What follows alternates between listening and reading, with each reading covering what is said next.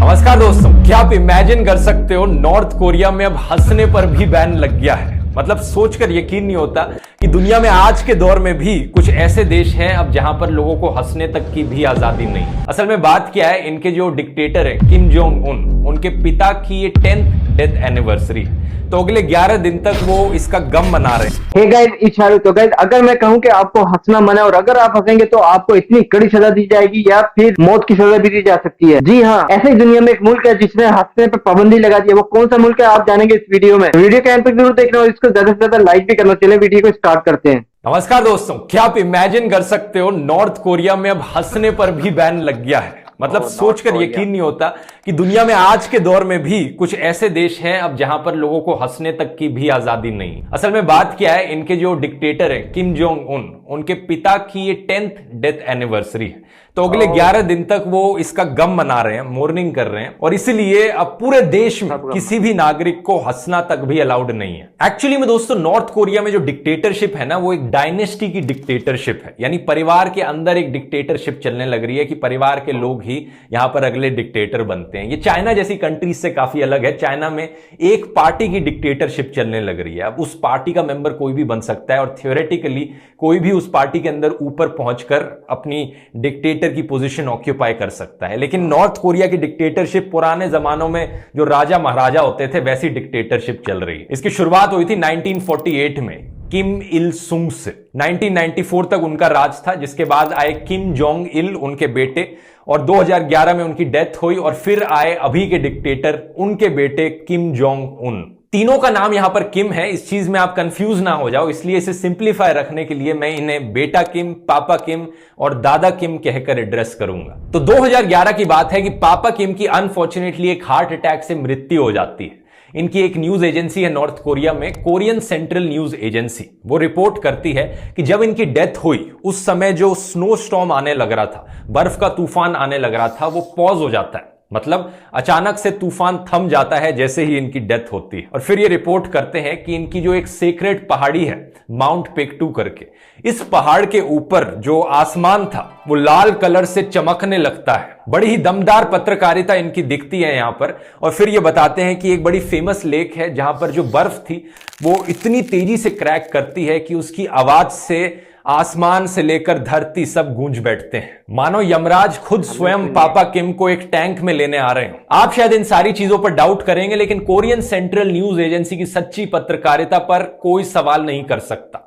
North Korea में बच्चा बच्चा जानता है, क्योंकि जो सवाल करता है वो सीधा फिर पापा किम से मिलने ऊपर ही जाता है। एनीवेज, ये इनकी 10वीं डेथ एनिवर्सरी है और हर साल इनकी डेथ एनिवर्सरी पर 10 दिन का गम मनाया जाता है। लेकिन क्योंकि ये 10वीं डेथ एनिवर्सरी है तो इस साल 11 दिन तक गम मनाया जाएगा। रेडियो फ्री एशिया ने एक नॉर्थ कोरियन से पूछा कि एग्जैक्टली क्या रूल्स हैं इसको लेकर, तो उन्होंने बताया कि हंसना तो मना है ही इन 11 दिन के लिए, लेकिन इसके अलावा शराब पीना भी मना है, किसी भी तरह की लेजर एक्टिविटी करना मना है, यानी जिससे आपको खुशी मिलती हो, ये सारी एक्टिविटीज बैन है इस पीरियड के लिए। अगर आपका बर्थडे इन 11 दिन में से किसी एक दिन में आता है तो आप अपना बर्थडे भी नहीं सेलिब्रेट कर सकते, इस पर भी बैन लगा हुआ है।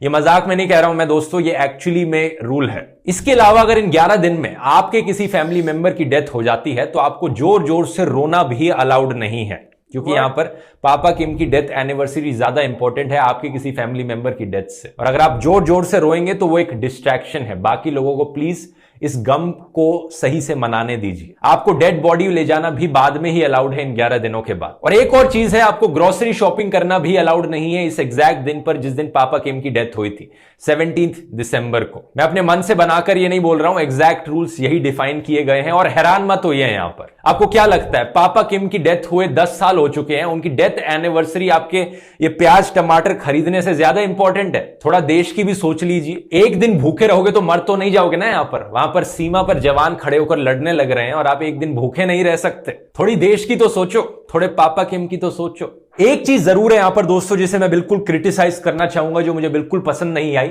और वो ये है कि पापा किम के लिए यहां पर 10 दिन का और 11 दिन का गम मनाने के लिए समय रख दिया है, लेकिन जब दादा किम की डेथ एनिवर्सरी की बात आती है तो सिर्फ 1 हफ्ता। इमेजिन कर सकते हो, दादा किम के लिए सिर्फ 1 हफ्ते का मॉर्निंग पीरियड है और पापा किम के लिए यहां पर 10 दिन 11 दिन का मॉर्निंग पीरियड।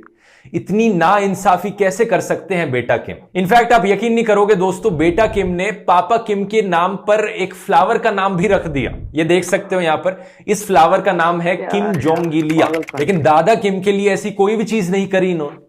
क्यों इतनी नाइंसाफी करते हैं ये दादा किम के साथ। दादा किम ज्यादा बुजुर्ग हैं, उन्हें ज्यादा रिस्पेक्ट मिलनी चाहिए पापा किम से। एक चीज और है यहां पर दोस्तों जो बेटा किम को बिल्कुल पसंद नहीं आई, जो फैशन स्टाइल है बेटा किम का। बाकी लोग उसे कॉपी करने लग गए। जिस तरह का लेदर कोट पहनते हैं ना वो, जो देश में बाकी नागरिक थे उसी तरीके के लेदर कोट्स खरीदने लग गए। बेटा किम बड़ा इनसिक्योर फील करते हैं ऐसी चीजों को देख। इसलिए अब यह भी रूल बनाया गया है कि कोई भी सेम तरीके के कपड़े नहीं पहन सकता जिस तरीके के बेटा किम पहनते हैं। इसके लिए इन्होंने अब फैशन पुलिस भी रख दी है देश में, जो पेट्रोल करेगी सड़कों पर और देखेगी कि देश के नागरिक क्या इस तरीके के कपड़े पहनने लग रहे हैं नहीं पहनने लग रहे हैं। अगर सेम कपड़े दिखे, कॉपी कैट कपड़े दिखे तो उनके कपड़े वहीं छीन लिए जाएंगे। मतलब इतना तो एक्सपेक्ट किया ही जा सकता है देश के नागरिकों से, देश के लिए इतना तो कर ही सकते हैं। अच्छा मजाक बहुत हो गया, अब सीरियसली बात करूं दोस्तों तो ये जितने भी रूल्स मैंने आपको बताए, ये कोई मैंने अपने मन से नहीं बनाए, ये एक्चुअली में एग्जिस्ट करते हैं। और आप जानकर हैरान हो जाओगे कि नॉर्थ कोरिया में कई ऐसे लोग हैं जो इन रूल्स को देखकर हैरान नहीं होते, जो इन रूल्स को ब्लाइंडली फॉलो करते हैं और जिन्हें लगता है कि ये रूल्स कोई अजीब चीज नहीं है, इतना तो हम कर ही सकते हैं। क्योंकि उन्हें इस हद तक ब्रेन वॉश कर दिया गया है कि वो अपने डिक्टेटर को एक सुप्रीम लीडर की तरह देखते हैं, एक भगवान की तरह देखते हैं। अगर आप इन लोगों की कहानियां सुनोगे, जो आम लोग नॉर्थ कोरिया में रहते थे और फिर ये देश छोड़कर भाग गए और इन्हें मौका मिल पाया अपनी कहानी बाकी दुनिया के सामने बताने का, ये बताते हैं कि कैसे ये इतने डर के अंदर रहते थे कि अगर इनके मन में कोई बुरा ख्याल भी आता था इनके डिक्टेटर को लेकर, तो उन्हें ये डर होता था कि डिक्टेटर को इसके बारे में पता लग जाएगा तो हम बैड थॉट्स भी नहीं ला सकते अपने दिमाग में डिक्टेटर के बारे में। But like they brainwash us since our birth, and they tell us that Kims are gods. I really thought like Kim Jong-un can read my mind, and I thought like if I think about bad things, he's gonna kill me because he can read my thoughts. इन्हें लगता था इनके dictator दिमाग पढ़ सकते हैं लोगों का। इमेजिन करके देखो अगर आप एक ऐसी इन्वायरमेंट में बड़े हुए हो जहां पर आपको सोचने तक की भी आजादी नहीं है। There is no word for love in North Korea. There is no word for liberty.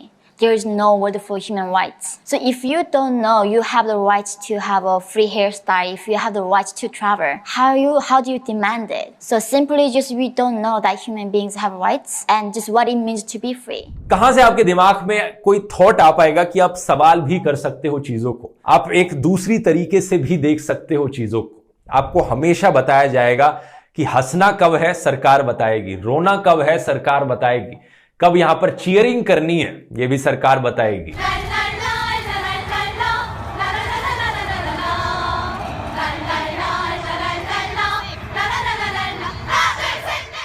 ये एक बहुत बढ़िया उदाहरण है बाकी दुनिया के लिए कि extreme form of brain washing और एक्सट्रीम फॉर्म ऑफ डिक्टेटरशिप से एक देश की क्या हालत हो सकती है। एग्जैक्टली ये डिक्टेटर्स किस तरीके से ब्रेन वॉश करते हैं लोगों को, इस चीज के बारे में अगर आप और जानना चाहते हैं, इस चीज की मैंने डिटेल में बात करी थी हिटलर वाले वीडियो में कि हिटलर ने कैसे ब्रेन वॉश किया था जर्मन्स को। यहां पर क्लिक करके आप इसे देख सकते हैं और मिलते हैं फिर अगले वीडियो में। बहुत बहुत धन्यवाद। सो गाइस, वीडियो कैसी लगी कमेंट में जरूर दें और जिसने अभी तक मेरे चैनल को भी सब्सक्राइब नहीं किया तो वो भी कर ले, ताकि यहाँ भी आपको बहुत ही जबरदस्त सी वीडियो मिलती है जो आपके नॉलेज में बहुत बहुत बहुत ज्यादा इजाफा करेंगी। तो मुझे शाहरुख खान दे इजाजत, मैं मिलता हूँ नेक्स्ट वीडियो में। जब तक के लिए अपना ख्याल रखो, बाय बाय।